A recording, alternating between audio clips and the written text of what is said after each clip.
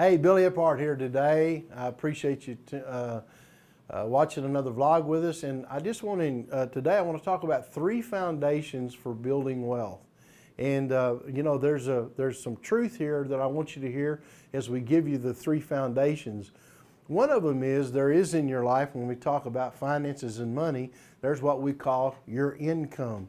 And your income is where typically you work and you get paid. In fact, in my book, Money Mastery, I talk about what I call the 3 levels of income, or the 3 kinds of money, similarly the very same thing. But really, income is typically a job you work. It can also be, though, income that comes in off of your assets.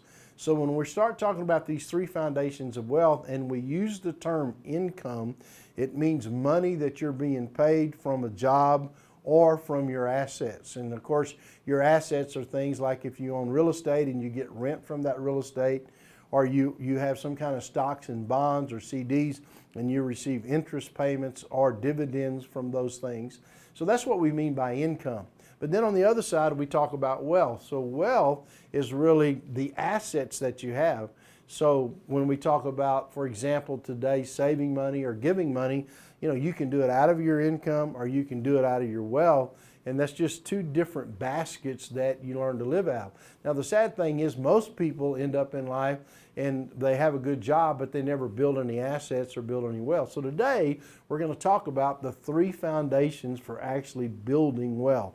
So the first one that we want to give you is, number 1, is learning to live off 80% of your income. Now, here's what we mean by that. There's a book that was written really at the beginning of the 1900s, and the name of the book is The Greatest Man in Babylon. It's actually in parable form, and it is an absolute awesome book. It's an easy read.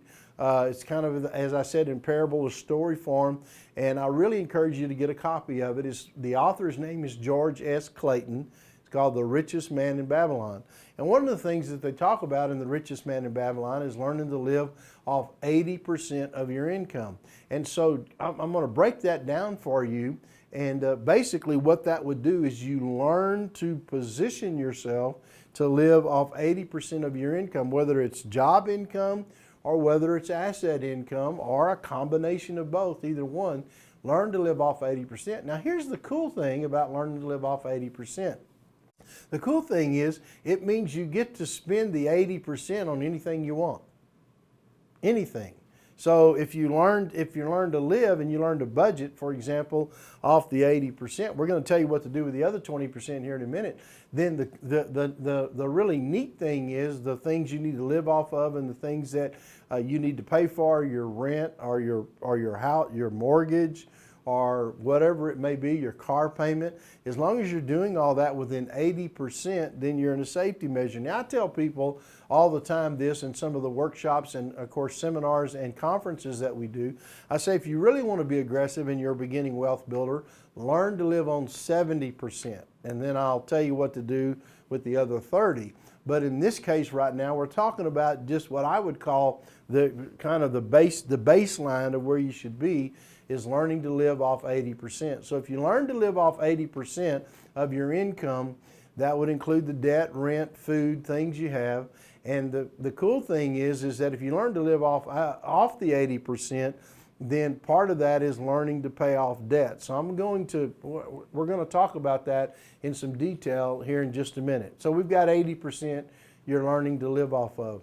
And then one of the things I would say is that 10% of your income should go toward tithing. Now, many people, I get all kind of questions, emails when I say this, and I'll have people that say, well, isn't tithing a religious thing? Well, my response is it's not a religious thing, it's actually a scriptural thing. And let me just say this, many secular writers that don't have a religious background, Christian background, Muslim background, or some other religion in the world background, they still write on learning to give away 10% of your income. Because if you don't, it's like the Jordan River. If you've ever been to Jordan or ever been to Israel, you see the Jordan River flowing between the countries, and that Jordan River flows in and it goes into something that flows into what is called the Dead Sea. And one of the things that makes the Dead Sea is simply that what happens there is water's flowing in, but there's no water flowing out. And so the pool becomes very salty, in fact, extremely salty. As a matter of fact, you can't even sink in the Dead Sea, it's so salty. So one of the things that I want to say is you got to have things that are flowing out of your life where you're helping other people. Now, if you are a Christian, of course, and I know many who watch our vlogs are, then of course 10% of your tithing would go towards typically some ministry or a local church or something that you're a part of in your spiritual life. But also it could mean other things that you give to as well. In fact, we'll talk about actually more than the 10%, but the minimum is you learn to give away out of your life 10% of your income. And I want to tell you, whether you're really young listening to me right now or you're really old, I am telling you, I have learned this is one of the secrets, because it's like divine connections get released into your life. Kairos moments come. Kairos means God, opportune moments. Opportunity comes to your life. Significant people that can help you get where. I just believe that happens. And I'm not talking about right now giving to get. I'm talking about a principle that functions where when we give out, it's amazing what God gives back to us. And so I just want to encourage you with, so the 20%, 10% of your income should go towards tithing. Now, there's another 10%, but before I talk about that, in the book of Genesis chapter 28, the Bible in verse 20 says, "Then Jacob made a vow, saying, if God will be with me and will keep me in this way that I go, and will give me bread to eat and clothing to wear, so that I come again to my father's house in peace, then the Lord shall be my God, and this stone which I have set up for a pillar shall be God's house. And of all that you give me, I will give you a full tenth." So in this situation, this was in Jacob's situation, this was before what we would call the law or the law of Moses. It's found in the book of Exodus.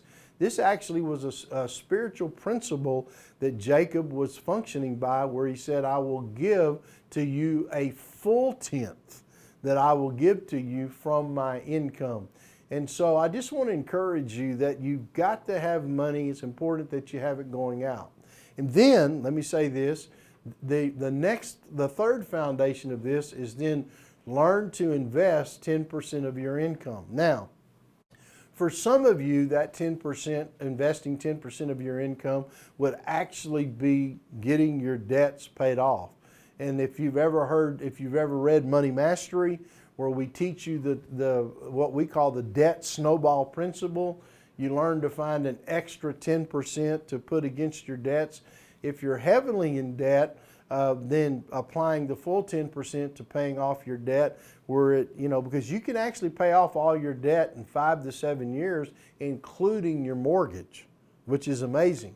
Most people that watch this that don't have mortgages, they get, by applying the principles or the things we teach in Money Mastery, they actually get out of debt and completely out of debt, somewhere in 12 to 36 months when they learn how to apply the principles. So it's a powerful tool. But here, just stay with me.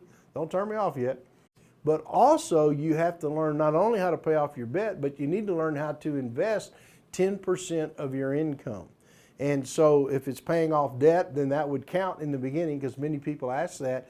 But then as you grow and you get out of debt, you begin to get your budget handled or your finances handled, then what I suggest is that you take 5% of your income and learn to invest it yourself. And one of the saddest things I see is people hit retirement with an IRA or some kind of 401k or some other kind of retirement vehicle, and they don't recognize, because I know people from all over the world are watching this vlog, so I will say even those, for example, in other countries, maybe you don't have the same lingo, but it's a retirement vehicle, right?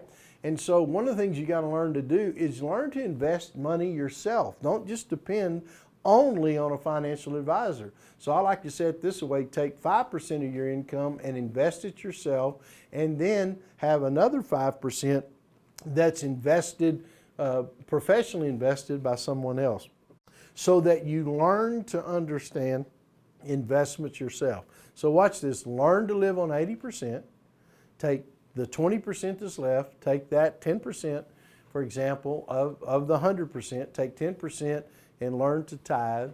And then the number 3 is that then take 10% and invest it. 5% you invest yourself, and 5% that someone else invests. If you want to be very aggressive, then you take 10%, you learn to live on 70%, 10% is tithe, 10% you invest yourself, and 10% that somebody else professionally invests for you.